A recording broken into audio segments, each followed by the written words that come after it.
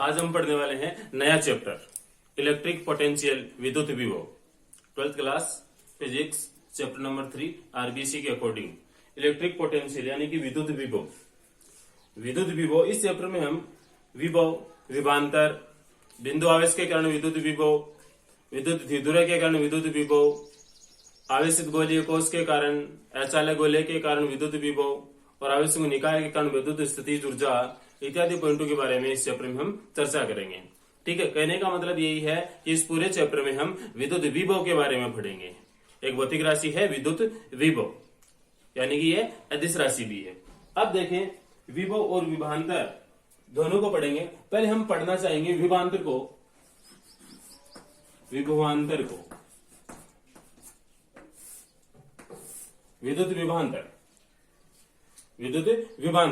विभवांतर यानी कि विभव में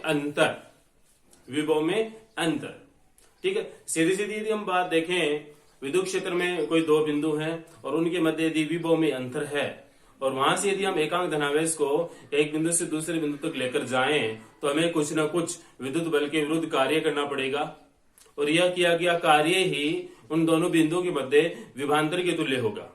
ठीक है, तो ये क्या है, ये तो ये अपनी टेक्निकल परिभाषा है। यदि इसको हम ऐसे ही हम समझे बोलचाल की भाषा में, यदि इसको सिंपल टर्म में समझना चाहें तो देखें आप कि हमारे पास में मान लीजिए कि एक ये पानी की टंकी है, ये एक पानी की टंकी है और इसमें जो पानी का लेवल है वो ये है,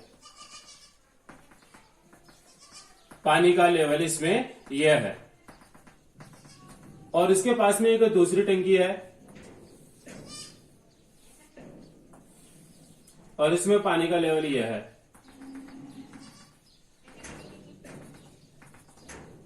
पानी का लेवल इसमें यह है, दोनों में पानी का लेवल क्या है, भिन्न भिन्न है।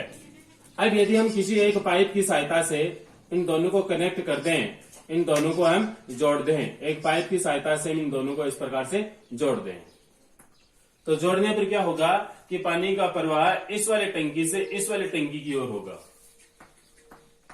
इस वाले टंकी से इस वाले टंकी की ओर होगा। ठीक है, तो यहां पर जो पानी का लेवल है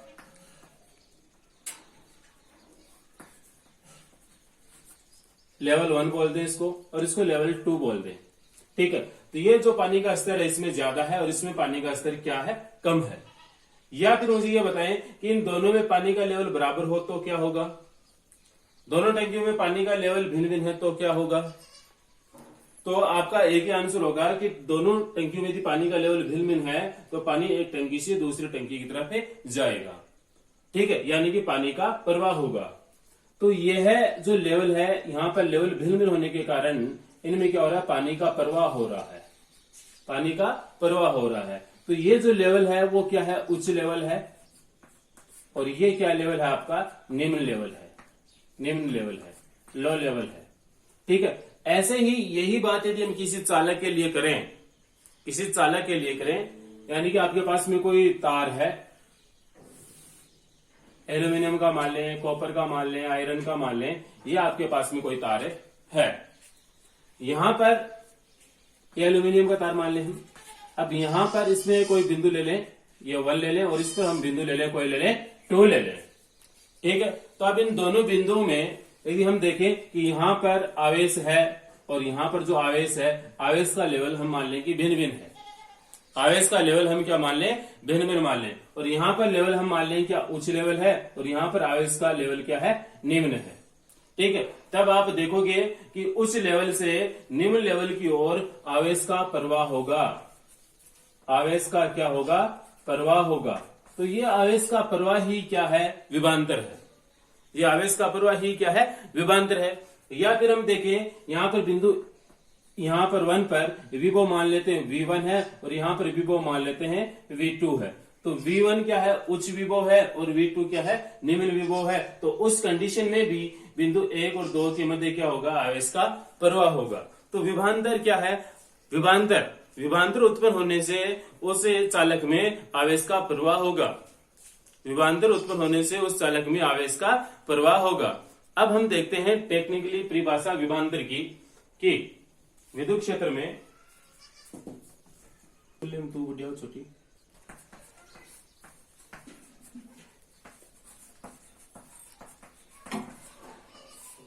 विभांतर एक अदिश राशि भी है। यानी विद्युत क्षेत्र में किसी बिंदु से दूसरे बिंदु तक एकांक धनावेश को ले जाने में किया गया कार्य विभांतर के तुल्य होता है। विभांतर एक अदिश राशि भी है। ठीक है, अब देखें, हम यह मान लेते हैं कि हमारे पास में कोई एक ये आवेश है। ये हमारे पास में प्रथम आवेश है। इस आवेश के चारों ओर क्या होगा? इसका एक विद्युत क्षेत्र होगा। इस आवेश के चारों ओर क्या होगा? इसका एक विद्युत क्षेत्र होगा। इसके विद्युत क्षेत्र में हम एकांक धनावेश का मतलब है परीक्षण आवेश Q नॉट को यदि हम यहां पर रख दें, ठीक है, तो इसको बिंदु A से B तक, इस परीक्षण आवेश को बिंदु A से B तक इधर इस विद्युत क्षेत्र में इसके A से B तक उसको ले जाने में हमें कुछ कार्य करना पड़ेगा, और यह कार्य ही इन दोनों बिंदुओं के मध्य किसके तुल्य होगा? विभांतर के तुल्य होगा। ठीक है, अब इसी प्रकार की हम एक कल्पना करते हैं कि हमारे पास में एक कोई आवेश है, Q आवेश है, जो बिंदु O पे रखा गया है, और इससे कुछ दूरी पर हम एक परीक्षण आवेश रखते हैं। यहां पर रख देते हैं परीक्षण आवेश, और इस परीक्षण आवेश को मान लेते हैं, ये परीक्षण आवेश मान लेते हैं कि बिंदु A पर है। अब इस परीक्षण आवेश को हमें यदि A से बिंदु B तक लेकर आना है, इस परीक्षण आवेश को बिंदु A से B तक लेकर आना है, तो हमें एक बल की आवश्यकता पड़ेगी, बाह्य बल की आवश्यकता पड़ेगी। क्यों? क्योंकि ये जो आवेश है ये भी मान लेते धनावेश है, और परीक्षण आवेश भी क्या होता है? धनावेश होता है। धनावेश में क्या होगा? प्रतिकर्षण होगा। तो ये वाला आवेश इस आवेश को उधर प्रतिकर्षित करेगा कि भाई तो दूर चल। ठीक है, तो इस बल के विरुद्ध हमें इस पर एक बाह्य बल लगाना पड़ेगा, और बाह्य बल की सहायता से हम इसको बिंदु A से B तक लेकर आएंगे।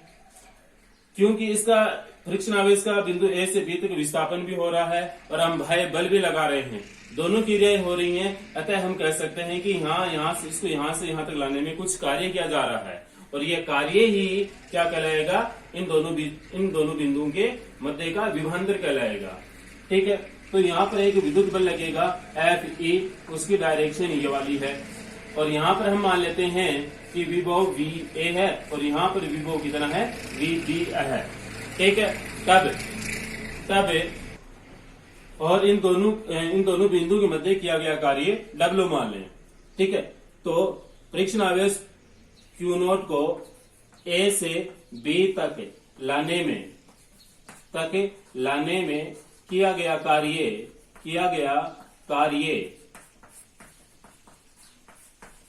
W है, तो इन दोनों के मध्य विभांतर कितना हो जाएगा? VB minus VA। ये तो क्या है? इन दोनों के बीच में विभांतर। ये किसके बराबर होगा?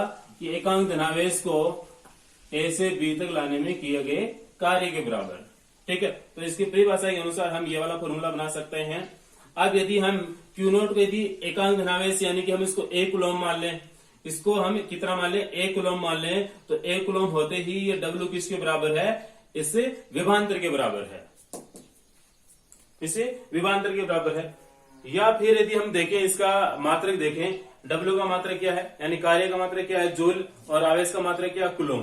तो जूल पर कूलम, यानी कि इसके मात्रक की यदि हम बात करें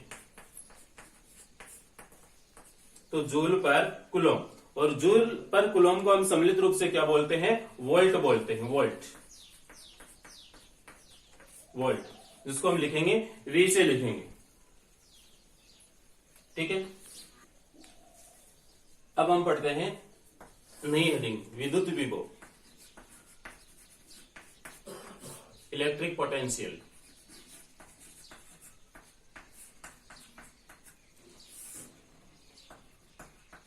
विद्युत विभव, विभांतर यानी कि विद्युत क्षेत्र के दो बिंदु के मध्य विभव के अंतर को विभांतर कहते हैं। शॉर्टकट में ये परिभाषा भी लिख सकते हैं।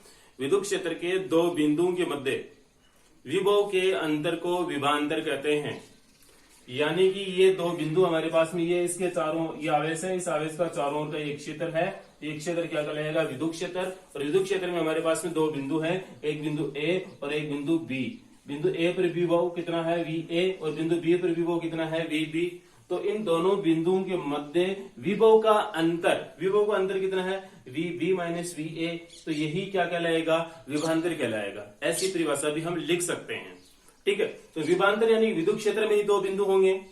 बट विद्युत विभव की डेफिनेशन हम किस प्रकार से लेंगे? इसमें ऐसा होगा कि अपना जो बिंदु ए है, ये हम कहां पर स्थापित करेंगे? अनंत पर स्थापित करेंगे, यानी कि उसके विद्युत क्षेत्र में नहीं होगा, यानी कि इस आवेश के विद्युत क्षेत्र में नहीं होगा बिंदु ए। तो ये कहां पर होगा? अनंत पर होगा। और अनंत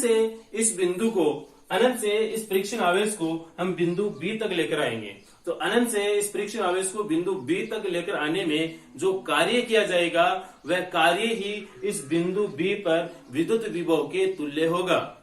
ठीक है, दोबारा इसकी डेफिनेशन सुन लीजिए विद्युत विभव की। यानी कि विद्युत क्षेत्र में एकांक धनावेश को अनंत से लाने में किया गया कार्य ही उस बिंदु पर विद्युत विभव के तुल्य होता है। ठीक है, तो इसकी पहले हम डेफिनेशन लिख लेते हैं इसकी। विद्युत क्षेत्र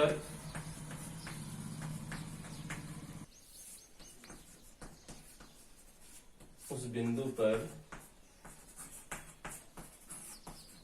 विद्युत विभव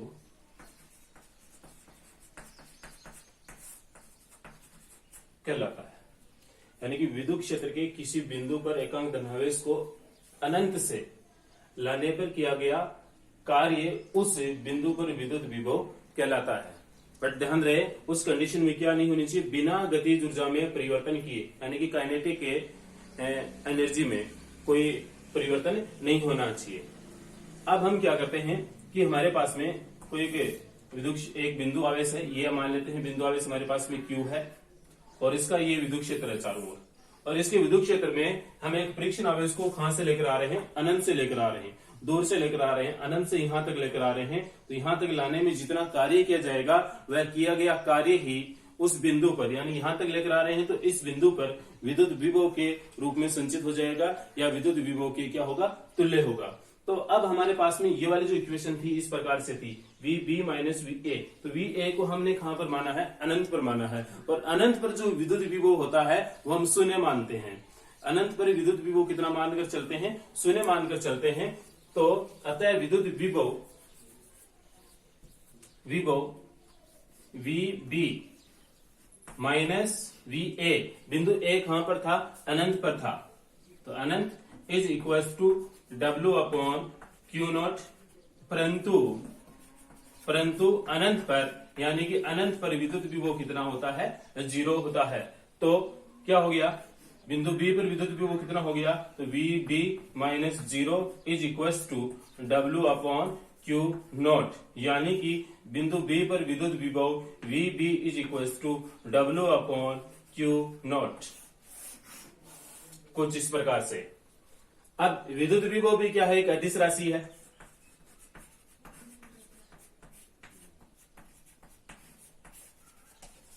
विद्युत विभव भी एक अदिश राशि है, विभवांतर भी क्या है? एक अदिश राशि है। अब दोनों की यदि हम मात्रा की बात करें, अब इसकी भी हम मात्रा की बात करें, तो पहले तो आप एक काम कीजिए, इस डेफिनेशन को लिख लीजिए, इसके नीचे डायग्राम बनाएं, ये लाइन लिखें, इतना लिखें, और इसका मात्रक लिख लें। फिर विद्युत विभव लिखें, इतना ये परिभाषा लिखें, अदिश राशि लिखें, और इस प्रकार से इतना इसका सूत्र लिख लें। कोई जल्दबाजी नहीं, आराम से लिख लें इसको। ठीक है, अब हम देखें इसका मात्रक देखें।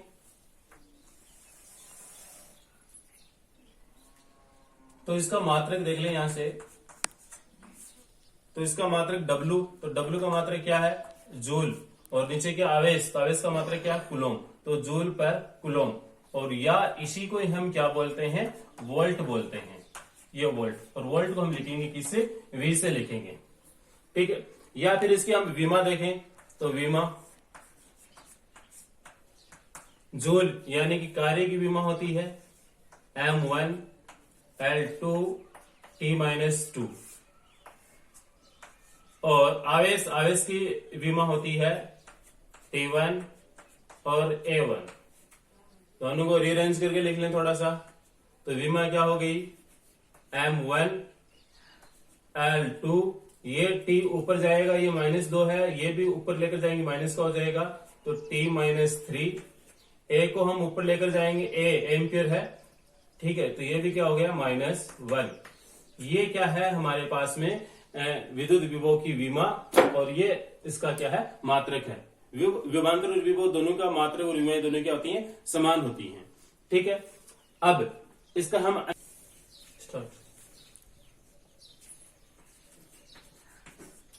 ऊर्जा या कार्य का अन्य मात्रक,